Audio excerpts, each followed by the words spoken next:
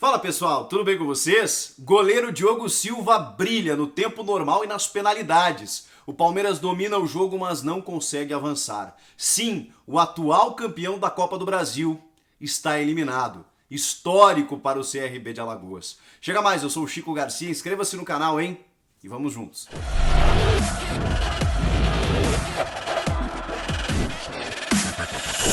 Ah, o futebol, só ele é capaz dessas coisas, né? De contar essas histórias. Porque mesmo que o CRB tenha sido valente e foi, a diferença orçamentária e de qualidade técnica, por que não, indicava que o Palmeiras, depois de ter vencido na ida nas Alagoas por 1-0, apenas legitimaria o seu resultado jogando no Allianz Parque e avançaria na competição. Não foi o que aconteceu. E olha que o Palmeiras utilizou uma escalação bem ofensiva, a exemplo do que o time já tinha feito no fim de semana contra a Chapecoense, com apenas um volante de marcação, tinha sido o Patrick de Paula, foi dessa vez o Felipe Melo, com dois meias, o Scarpa e o Rafael Veiga, três atacantes, o Wesley, Rony, Luiz Adriano. Wesley deitou no jogo contra a Chape, Palmeiras resolveu o jogo no primeiro tempo, mas dessa vez um paredão do outro lado impediu que isso acontecesse. E também alguns erros individuais da equipe do Verdão, né? O Scarpa, por exemplo, que foi um dos jogadores que mais tentou arremates, ele chutou muitas bolas longe do gol.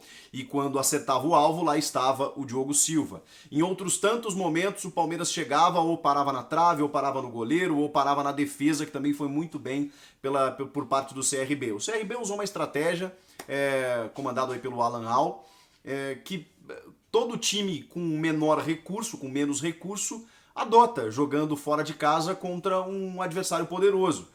Ele se recua, né, se fecha um pouco mais, explora o contra-ataque, conseguiu o primeiro gol, o seu único gol na verdade, por conta disso, numa falha ali do Felipe Luiz, a bola sobra pro Diego Torres que centraliza e aí eles acabam fazendo o gol. O Palmeiras com dois zagueiros, dois defensores, o Luan e o Renan, mas o Mike fechava, né, quando o Palmeiras começava a jogada pelo lado direito quase como um terceiro zagueiro, mas depois se alçava muito para o ataque, quando o jogo oferecia essa possibilidade, né? O Palmeiras dominou o jogo, como eu disse, chutou 35 bolas, né? Foram 35 finalizações contra duas do CRB, sendo que uma delas o CRB acabou marcando o gol e a outra o Everton acabou fazendo um milagre no comecinho do segundo tempo. E o Palmeiras também no comecinho do segundo tempo teve uma grande chance com o Luiz Adriano parando no Diogo Silva, que defendeu outras tantas bolas. Cara, foi um jogo assim de bate-rebate, de ataque contra a defesa. E o futebol permite essas coisas, mas aí vocês vão me dizer, tá, mas isso tem que estar na conta do Palmeiras, uma eliminação, um vexame, eu não sei o quê. Eu vou tentar ser calmo aqui, ponderado, e eu sei que esse vídeo às vezes, né, tá muito quente, né, e tá uma galera aqui curtindo a eliminação do Verdão, os rivais e tudo mais, tá tudo certo, isso é futebol, mas dentro da análise um pouco mais complexa do jogo, poxa, eu primeiro não consigo encarar o jogo como um vexame, porque o futebol ele prega essas peças, né? E a gente está vivendo um ano, 2 temporadas com a pandemia que nivelaram muito as coisas, né? Cada vez mais a gente vai ver esse tipo de surpresa, tá? A gente vai normalizar esse tipo de coisa. E parece, aí eu tô tentando fazer aqui um autoflagelo, uma autoavaliação de que às vezes a gente, jornalista da imprensa, utiliza a palavra vexame indevidamente, porque você menospreza o outro lado. E a história do CRB é fantástica, contada especialmente a partir desse goleiro Diogo Silva, que depois de ter pegado tudo durante o tempo normal, ainda foi para as penalidades, defendeu 3 cobranças e ainda bateu um pênalti com uma exímia categoria diante de um goleiro da seleção brasileira, o melhor em atividade no Brasil, e o cara simplesmente deslocou o Everton e depois ainda pegou o pênalti do Marcos Rocha. Agora, claro, a gente pode questionar o Palmeiras sobre vários aspectos. Um deles, as penalidades. Meu Deus do céu, que sina Palmeiras. Flamengo, Defensa e Justiça e agora o CRB. Cara, que loucura o que está acontecendo com o Palmeiras. O Palmeiras não consegue, o Palmeiras treme, o Palmeiras balança em disputa de pênaltis. Isso é treinamento também. E aí, claro, né, você tem o lado vencedor, que é do CRB, e você tem as deficiências, obviamente, do Palmeiras, que durante o jogo buscou o ataque, buscou fazer gols e que, se o goleiro adversário não tivesse tão inspirado, o Palmeiras teria saído com uma vitória mais fácil. O Si não entra em campo, né? Lá estava o Diogo Silva e acabou correspondendo, ele faz parte do jogo e ele pegou demais.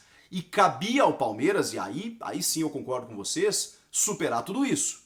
O time grande, o time potente, o time que investe muito, eu não vou nem comparar folha salarial aí dos dois, porque senão ia ficar ridículo pro Palmeiras. Você exige mais, você cobra mais. Não está escrito que o time que é mais caro, que ele tem que passar. Por isso que o futebol conta essas histórias. Mas é óbvio que a obrigação maior é do Palmeiras, jogando em casa, depois de ter vencido o primeiro jogo. É óbvio que a obrigação era do Palmeiras. É óbvio que era uma exigência praticamente do torcedor, do atual campeão da Copa do Brasil, que entrou nessa fase da Copa do Brasil para defender o título, de corresponder, de avançar pelo menos contra uma equipe da Série B. É óbvio isso.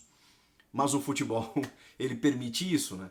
E aí você tem que entender o porquê não aconteceu. Foi incompetência do Palmeiras? Foi. Foi mérito do CRB? Também. As duas coisas existem. Nós não podemos tirar as duas coisas do contexto. Eu não posso simplesmente dizer que só teve um perdedor nessa noite. Não, teve um vencedor. Teve os méritos desse vencedor. E teve os erros do time perdedor. E teve erros também do técnico Abel Ferreira. E aí, muita calma nessa hora, porque daqui a pouco, quando a gente critica, muita gente fala que a gente está pedindo a cabeça de técnico, que a gente não tem paciência com técnico. Separem as coisas, gente. Quando eu critico um treinador, eu não estou querendo a cabeça dele. A crítica faz parte do trabalho. É a mesma coisa que você criticar um atleta, que você critica uma diretoria, você não está querendo que tudo acabe. A crítica precisa existir. E Abel Ferreira, como? Me explique como o jogo indo para os pênaltis, você tira o seu melhor batedor do elenco, o cara que tem 100% de aproveitamento desde que voltou ao Palmeiras, chamado Rafael Veiga, além de ser um grande jogador de futebol. Mais do que isso, para colocar o Lucas Lima.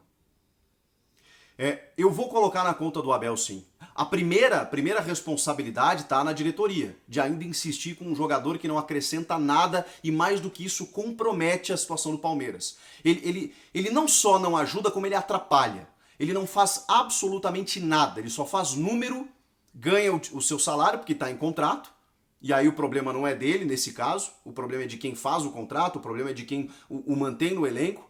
Eu pergunto, será que uma rescisão contratual é tão cara assim?